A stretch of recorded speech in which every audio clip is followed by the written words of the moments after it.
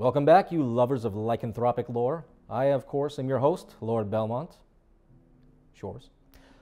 And this week, we'll be dealing with werewolves. Now, I know it's a little outside of my skill set. Normally, I deal with the undead, specifically vampires. But this week's movie, 1961's The Curse of the Werewolf. I'm a very big Oliver Reed fan. This is one of his first big movies, so I'm very excited. As far as the drink goes, well, the idea of coming up with a themed drink to pair with an Oliver Reed movie is, of course, either a cornucopia of cheap shot comedy or just a bit of poor taste. Or maybe both. So I'd rather look at this as more of a Werewolves of London kind of thing. Which means we should be drinking a pina colada at Trader Vic's. My hair's always perfect. We're using the original recipe from Trader Vic's that a mod werewolf from London should enjoy. Actually, I keep forgetting to tell you, but this movie takes place in... Okay?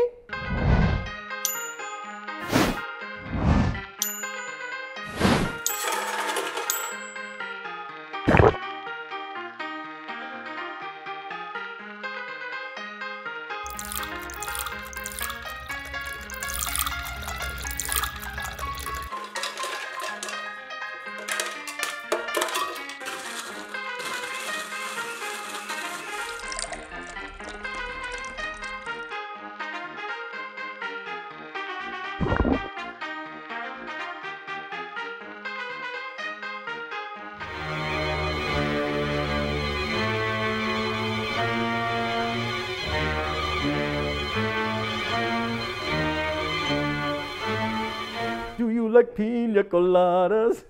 All right, now as a monster hunter of some experience, and again, there are a few exceptions, but I don't really have a lot of respect for werewolf hunters. I mean, let's face facts. Ever since the invention of the Spencer rifle, werewolf hunting really hasn't been anything more than aim and economics. All right, yeah, werewolves are fast and strong and savage, but I mean, a silver slug or some silver buckshot and any kind of a modern tactical shotgun and game over, man. Curse of the Werewolf. We could have used a little less curse and a little more werewolf. What's the curse part? I don't get the curse part. Like, he just curses at everybody. It just goes around throwing out F-bombs. What does he say that's so bad? Now, I am a very big fan of the werewolf design in this movie. You know, a lot of other werewolf movies, they go with more of a purebred look. But this one, they go for kind of a mutt. He's like a German Lopsa shepherdoodle. All right, this movie starts out with an origin story that would make Marvel's mouth water. We start out 200 years ago. A beggar came to the little town of Santa Vera in search of charity. This guy self-identifies as beggar. They're ringing the bells, and there's no one in the street. Can't you read? Does this guy look like he can read? No, senor.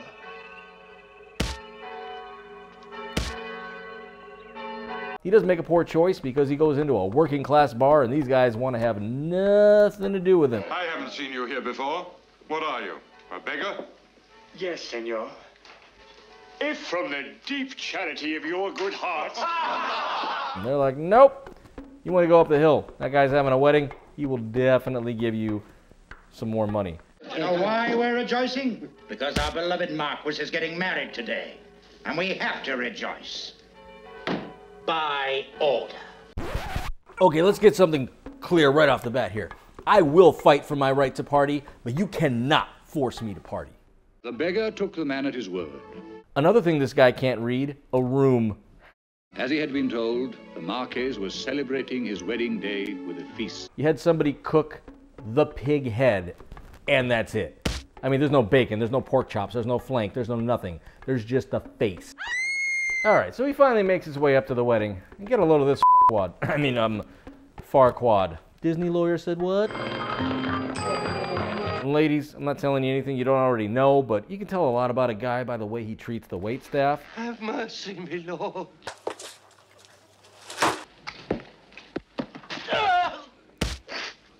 I don't know how this guy got married.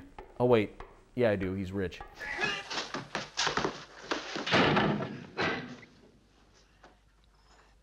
And so the beggar was imprisoned in the castle dungeon.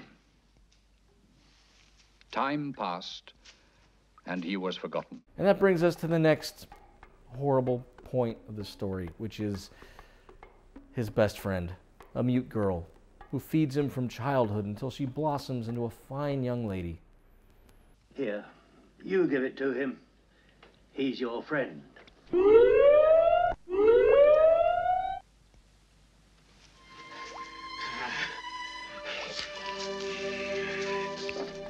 This is all too real. When she enters the workforce, what happens? Yes, she runs into a Me Too moment with her employer.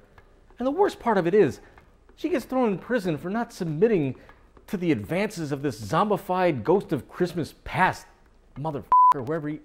What? Well, that's the Marquis. Oh, damn. You're to stay there until you've learned your manners. And to be a bit friendlier. They throw her in the cell, and they have forgotten that there is another prisoner in there, a male prisoner. All right, so the next day we come back and we see her. She's pregnant, and he's dead. Now the guards come in, and they grab her, and they take her back up to Farquaad's room. And he tries his same BS on her that he did the day before, but this is the changed woman now. She's been to prison. She knows what's up. She pulls out the biggest shank you ever saw, and she laid it on it. She stabs him in the front, the back, the side. She messes him up. All right, so this is the part of the movie that I'm a little confused about, right? We get told that she's been living in the woods like an animal. The girl hid in the forest for some months, where she lived like an animal. I am not an animal! It was here that I found her. All I see is a girl face down in a pond. It looks like she's dead to me. I don't know. She gets rescued and nursed back to health by Uncle Owen and Aunt Peru. Disney lawyer says, what? It will soon be the 25th 25th? of December. You know what that means? Well, the 25th is always on Christmas Day. Well then. Did I mention this was a Christmas movie? Aunt Peru, she just kind of like goes down the list of what it takes to make a werewolf. It will be born on the very hour of our Lord's birth. Surely that should be a reason to rejoice. For an unwanted child to be born then is an insult to heaven. It has everything to do with the fact that you were just unlucky enough to be born on Christmas. Christmas werewolf. In fact, Hallmark, if you're listening, Christmas werewolf. Okay, I've known people who were born on Christmas, and the only curse that they ever got was the curse of the Christmas birthday combo presents. Oh yeah, I mean, forget your 2 presents. Just be glad you're not a werewolf. Unfortunately, the woman that could survive drowning in a pond did not survive childbirth. And then we cut to the baptism. In nomine Patris. What if you're really watching holy water boil because your kid is like the spawn of the devil or cursed? I mean, like, this guy's just, you know, real talk. I mean, you can't just go up to child services and be like, cursed baby, nope, nope, nope, nope. You don't have much of an option. You still gotta, like, you know, it's your responsibility till it's 18. A werewolf is a body with a soul and a spirit that are constantly at war. The spirit is that of a wolf. Better parenting. Whatever weakens the spirit of the beast, warmth, fellowship, love, raise the human soul. Basically, again, we're saying all you need is love. This kid's getting into the juvenile justice system a little bit early. He's gone out, he's killed a couple of goats. I am telling the truth. Then how did you get hurt? I don't know, Uncle. Well, you couldn't have been hurt like that in bed. This kid got real lucky because the first time he got shot, it was just with a normal bullet. After realizing that the hunter didn't kill the wolf, now he's thinking it might be a werewolf. What does he do? He goes and finds some silver. In possibly the best way you could get silver. It comes from a cross that was blessed by a bishop. I mean, wow! Talk about lucky. Melts it down into a nice little musket ball, and he's going out there and he's gonna go find whatever the heck this thing is. Unfortunately, he just ends up shooting his neighbor's dog. All right, so let's say you don't have any holy relics, you know, old rosary crucifixes made of silver laying around. But nowadays, I mean, you can just order that stuff online. Now, upon leaving home, it looks like Oliver Reed's found himself a pretty sweet gig, bottling Spanish wine and banging the boss's daughter. But after we find the 2 lovebirds, it does look like there is trouble in paradise. As his childhood affliction, werewolfism, lycanthropy, seems to come back. What are they to do? Will love save him this time? Or is it nothing but fornication and lust, in which case he's probably fucked? So Oliver Reed's little work buddy convinces him that they gotta go out on a Saturday night, paint the town red. Of course, you don't have to twist Oliver Reed's arm to go drinking. Do you like good food, wine, fine music, wonderful dancing, and beautiful girls? We cut to seeing them at the club. There's some girls dancing. We see that he's at a table. His friends got him a couple of girls, but then we see this look on his face.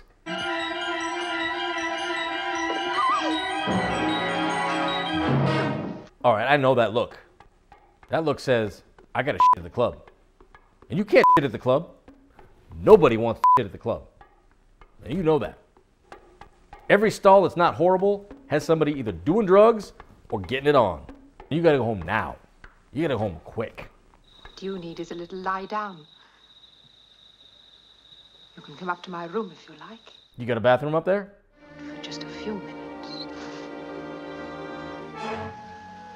You all right, dear? And luckily he realizes that it's not the enchiladas, it's the lycanthropy. And it turns out the only thing that he is not going to murder is the bathroom. He's wolfed out and he's going to use that all too familiar werewolf attack, the one-arm choke. Continuing the body count, we're back downstairs. Unfortunately, he finds his best friend. Picks the guy up over his head, body slams him against the fence. I don't know what that has to do with being a werewolf. Tell me what am I going to do, Father? I think I can obtain permission for you to enter a monastery under special supervision. You know, just like the clergy to have an issue and kick it down the line to the next monastery. All right, so Leon goes and proposes to his fiancée or girlfriend, who's now his fiancée, and he's ready to get married. He's all dolled up, ready to go out, but then he gets a visit from the fuzz. They happen to have found his clothes at the scene of the crime, and he's getting arrested for murder. He's going away for a while.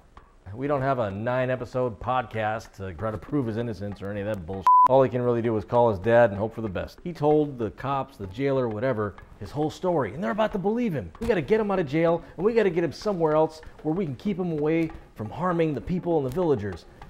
And then his fiancée shows up, and she's like, oh no, he's totally cool. So far as you know, this is a perfectly normal young man. Yes. Thank you. The prisoner will remain here and stand trial. Thanks, honey. Thanks a lot. Full moon. It will soon be as bright as day. We've all heard jail changes a man, but man, this is ridiculous.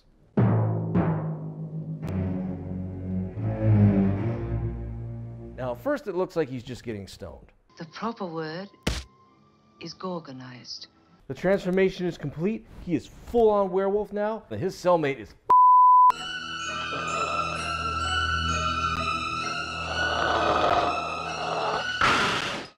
and that's where the body count ends. I mean, that's it. We had the hooker, we had the best friend, we had the shepherd, and we had his cellmate. He's about to go on a giant rampage, and the body count is over. I'm on a rampage. His whole rampage is basically a parkour extravaganza. Parkour, parkour, parkour. He goes up like one side of the building, parkour, goes across, jumps down, parkour, parkour. I'm up, I'm down, parkour. I walk over, I'm back up, parkour. Let me tell you, if this happened a couple of 100 years later, he could have had a pretty good following and be like, yo, what's up? It's your boy Werewolf. I'm gonna go hit this building. Done. Absolutely. People be like, 1 million views, 2 million views, oh. A bale of hay on the roof of a building. Now look, I don't know if there's a fire marshal in town here. Somebody should have said something about that because that is definitely a fire hazard. He picks up the bale of hay that's flaming and he throws it down on a bunch of film extras and it just hits on the ground and explodes and a bunch of these guys get torched. And it's like the early 60s, so you know, like all their clothes are highly flammable. They're just trying to make a couple of bucks, you know, being an extra in your movie, probably getting paid in fish and chips. I kind of feel bad for him, to be honest, while this whole thing's going on. Luckily, he gave his dad the best piece of advice. He's like, go get the silver bullet. Pepe the Watchman has a silver bullet. Get it and use it. Pepe's silver bullet. Now finally, his dad shows up on the scene. He's got the silver bullet. He's gonna go, you know, climb up to the top of the church bell tower and ring-a-ding-ding, ring-a-ding-ding, ring-a-ding-ding-ding-dong. Thoughts and prayers. Thoughts and prayers. Thoughts and prayers. Ring-a-ding-ding-ding-dong. Wrapping up, this movie does surprisingly have a lot of takeaways. The first one being silver is easy. Whether it's a Granny Spoon collection old jewelry or the internet, silver isn't all that hard to come across. But, just like insurance, you don't want to wait till you need it to get it. Number 2, love is all you need, said the person that didn't bring anything else to a werewolf fight. Having to work in this movie, at least for a little bit, love kept the werewolf at bay. It kept the child from turning into a wolf. So on a scale of no moon versus full moon, I'd have to give this one a 3/4 waxing in Uranus. As far as practicality goes, the scale of cheap silver bullet to all of my love, I'm going to have to go with the cheap silver bullet. I'm not buying into their hippie propaganda. No way, man. Firepower, always. Bullets for the wolves, love for the women. All right, so hey everybody, thanks for stopping by. It's great to see you again, and looks like I'm gonna need a refill before last call, so vaya con Dios, amigos.